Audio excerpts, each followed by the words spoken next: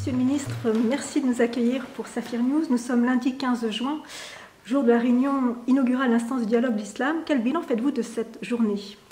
Je crois que cette journée était une première. Nous avons pour la première fois institué une instance qui va permettre à l'État en permanence de dialoguer avec les représentants du culte musulman pour traiter de questions qui concernent le culte lui-même. La transparence dans la construction et la gestion des mosquées, la question des fêtes rituelles, la question de la formation des imams, la question de la lutte contre les actes anti-musulmans et contre les mosquées. Tout cela concerne concrètement la vie du culte et avait fait l'objet d'une préparation concernant la composition de cette instance en très étroite liaison avec les grandes fédérations et le CFCM, qui reste un acteur absolument central dans cette nouvelle instance.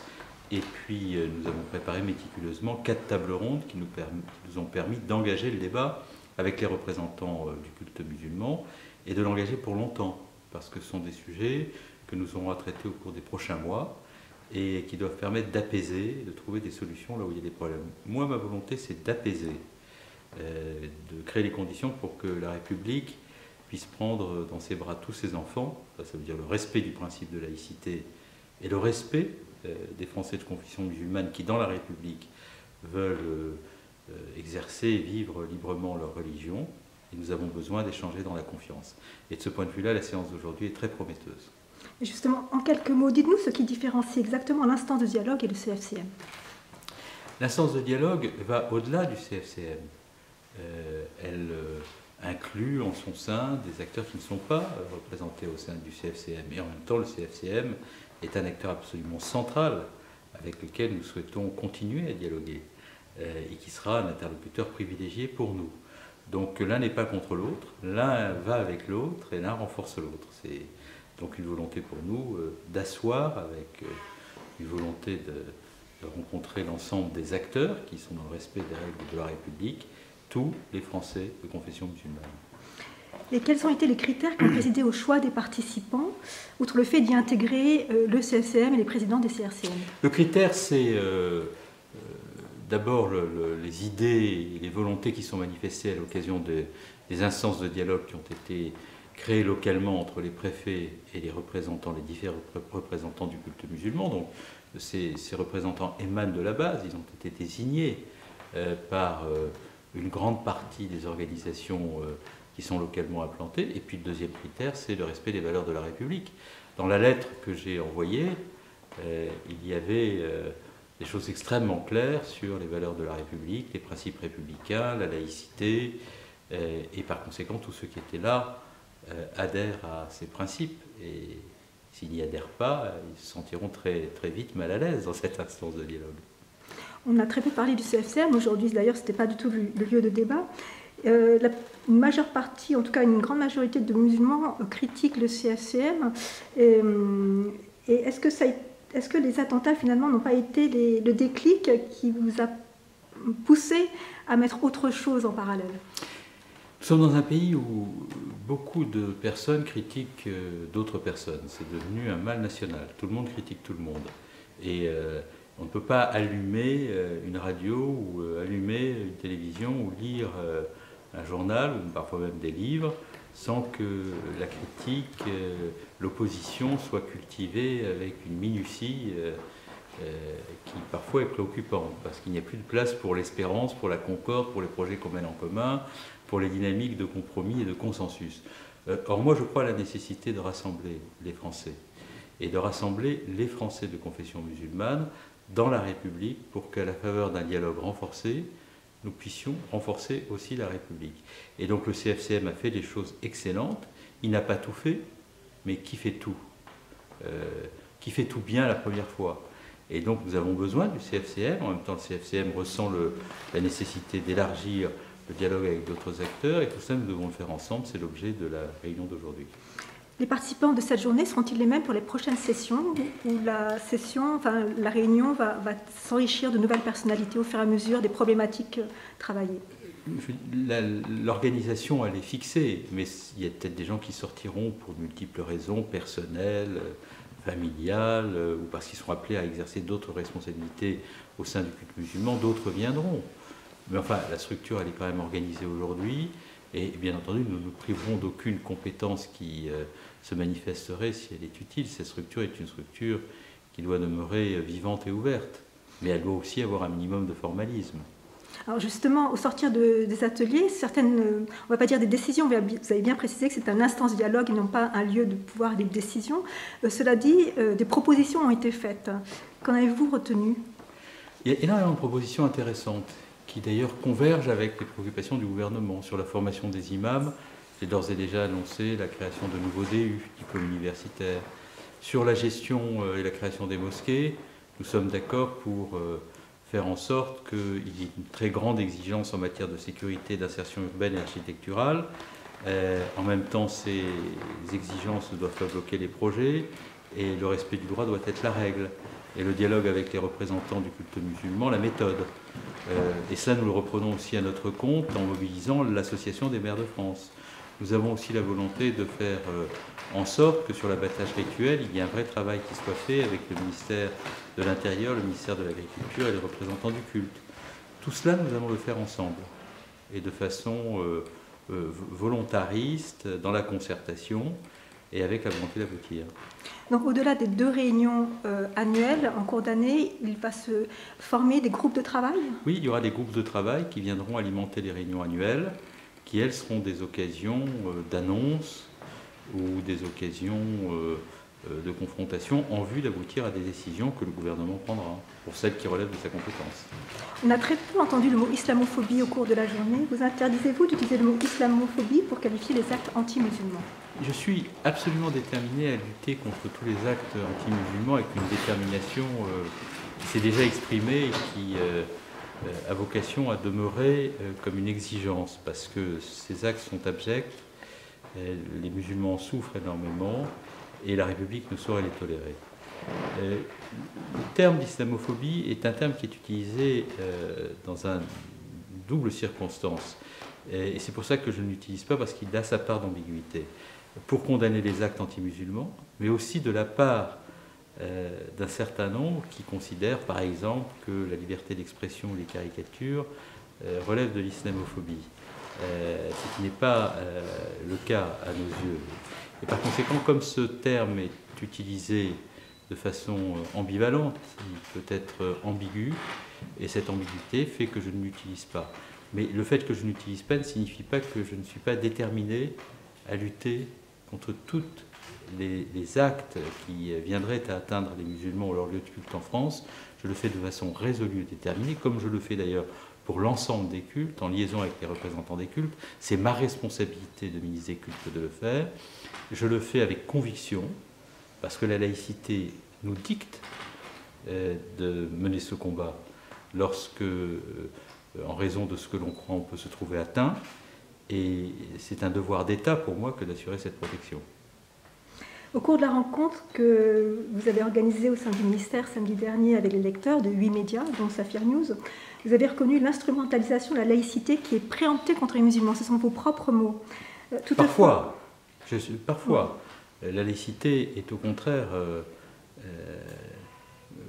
une manière de dire aux Français de confession musulmane ce que nous disons aux représentants de tous les cultes: pratiquez librement vos cultes dans le respect des valeurs de la République, parce que l'exercice libre de vos cultes dans le respect des valeurs de la République oblige la République à vous protéger lorsque vous êtes susceptible de violence, lorsque vous pratiquez votre religion.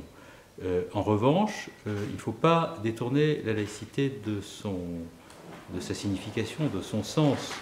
Et lorsque on détourne la laïcité de son sens, ou lorsque l'on va au-delà de ce que les textes proposent ou préconisent, en détournant la laïcité de ses principes ou de ses fondements originels, on rend un mauvais service. Et je prends des exemples concrets.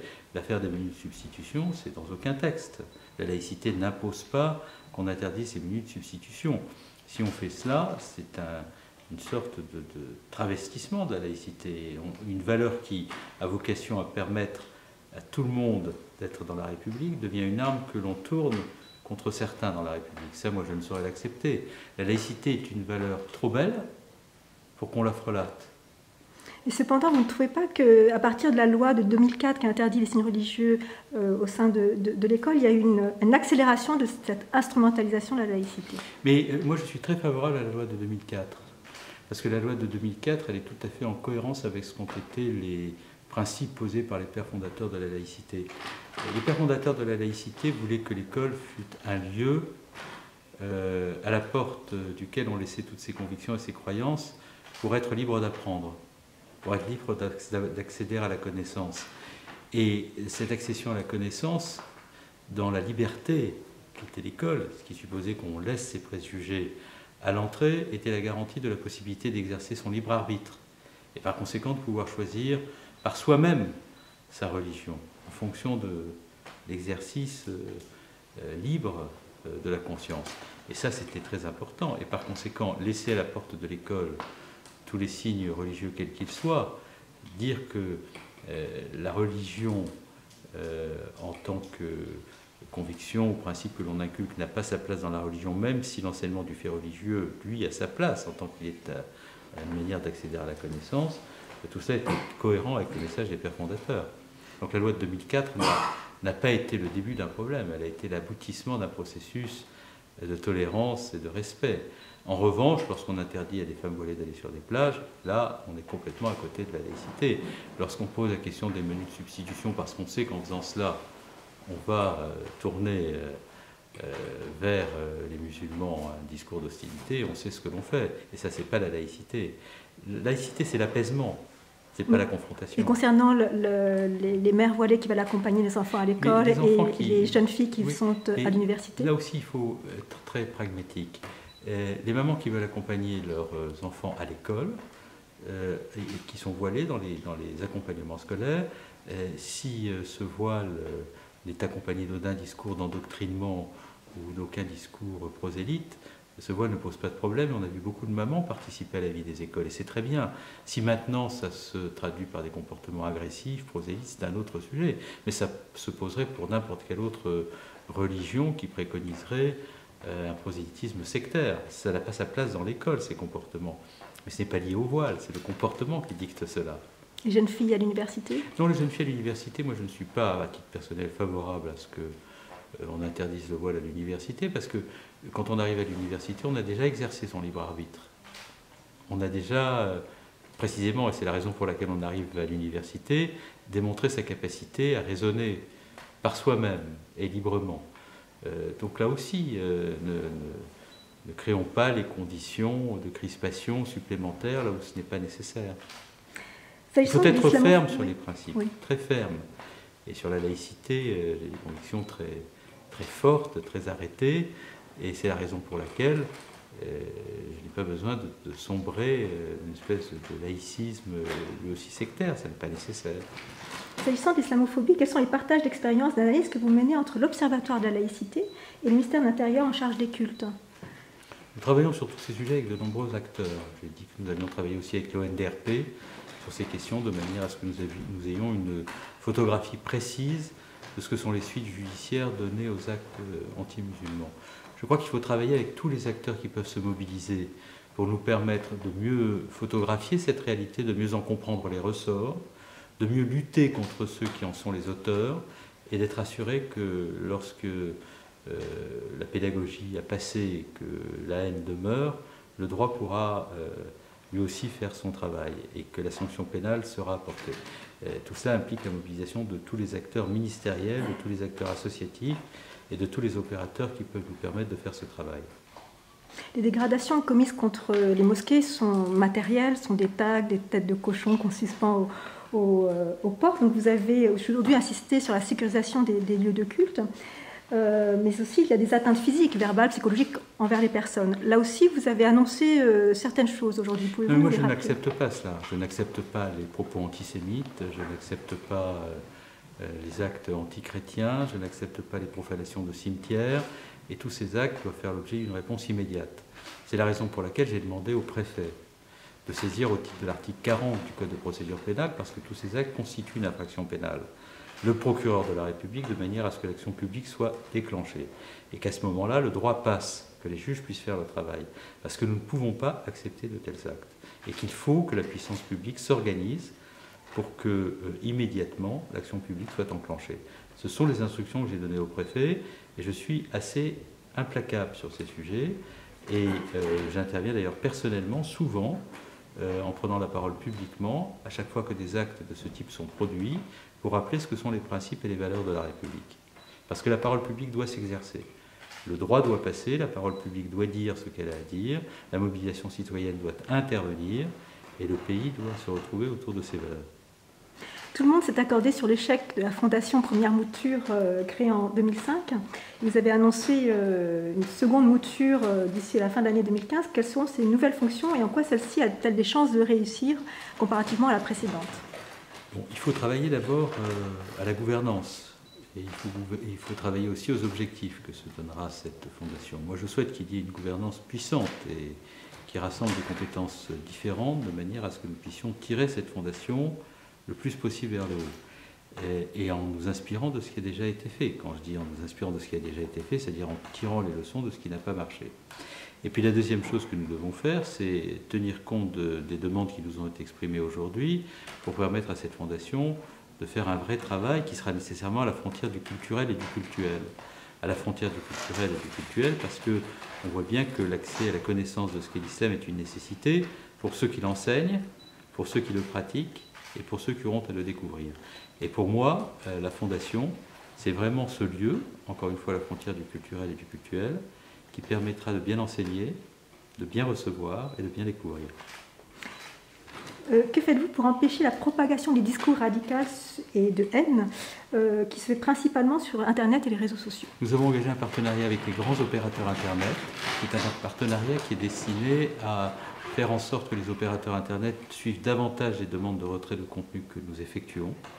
Nous avons, depuis mon voyage aux États-Unis et la convention que nous avons signée avec les opérateurs Internet le 22 avril, un nombre de retraits beaucoup plus important. Nous travaillons avec les opérateurs Internet à la diffusion du contre-discours.